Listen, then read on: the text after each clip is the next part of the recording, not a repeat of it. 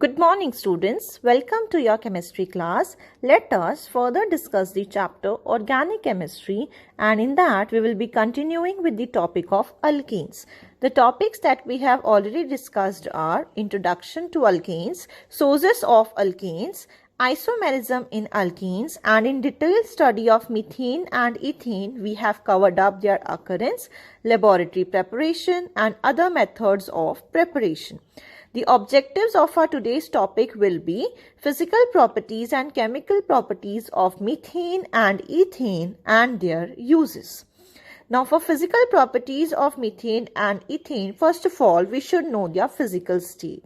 Both are gases and they are colorless and odorless. The gas doesn't have any color nor it has any smell. The boiling point and melting points are as follows, which has been flashing on your screen. The boiling point and melting point are having a negative sign, that means they are below 0 degree Celsius. Now the solubility part, they both are insoluble in water. Why they are insoluble in water? Because water is a polar covalent compound. There is large electronegativity difference between oxygen and hydrogen atom present in water. But when we consider methane and ethane, they are non-polar covalent compound. No doubt they are formed by sharing of electron, but the sharing is equal sharing. There is zero electronegativity difference between the combined atoms. Same is the case with oil and water also. It's like they are immiscible in each other because the bonding is different, and same way water and ethane are also insoluble in water because the bonding is different. So like dissolves like phenomena doesn't work here. Next is that they are soluble in organic solvents because of the bonding. Both are non-polar. Now one by one we will discuss the chemical properties of methane and ethane. The first reaction that we are going to consider is combustion reaction, and in that the first one that we are going to take is sufficient supply of oxygen. If oxygen is available in abundance, then the products formed in this case are carbon dioxide and water along with liberation of heat. But if the oxygen supply is insufficient, in that case carbon monoxide and water are formed. We need to remember this. And if it is still insufficient, then carbon and water are formed as the product.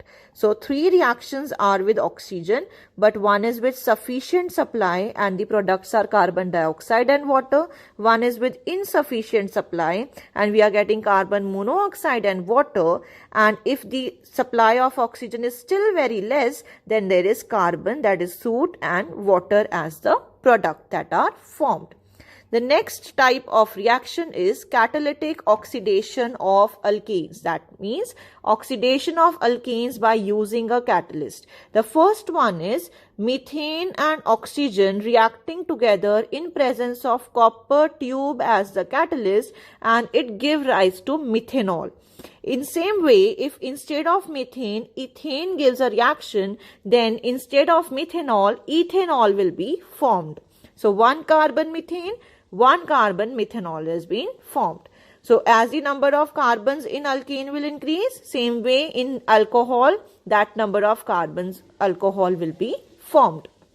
The next is formation of aldehydes. That will be occurred in the presence of molybdenum oxide as the catalyst. Okay. So when methane react with oxygen in presence of molybdenum oxide, it gives rise to methanol, or the common name is formaldehyde, and the byproduct is water.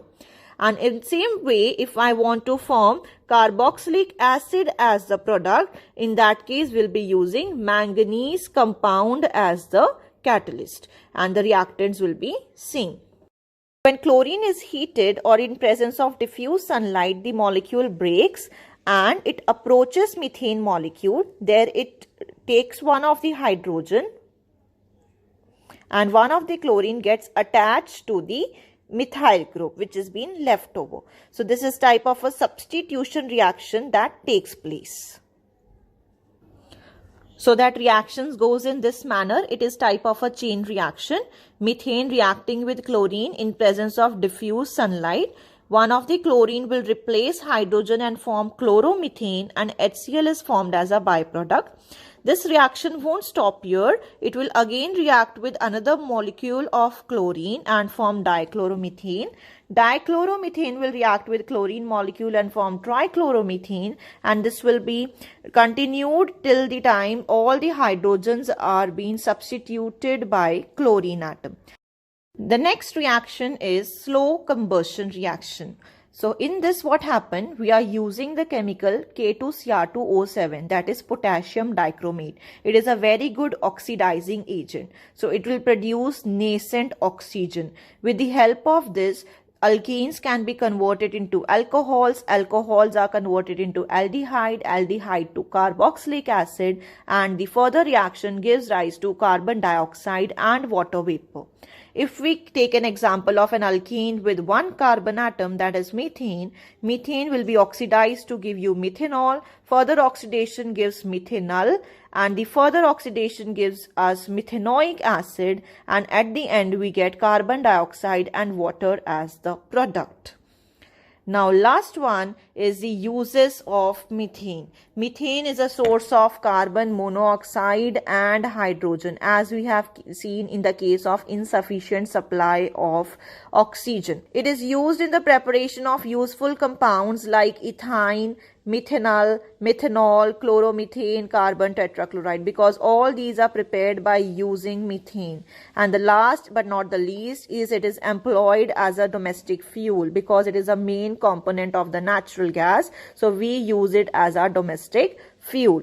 The uses of ethane are as follows. Ethane is used in the preparation of useful compounds like ethene, ethanol, ethanol and ethanoic acid, and also it is a good fuel. So students, in today's class we have studied physical and chemical properties of methane and ethane and their respective uses. Thank you so much.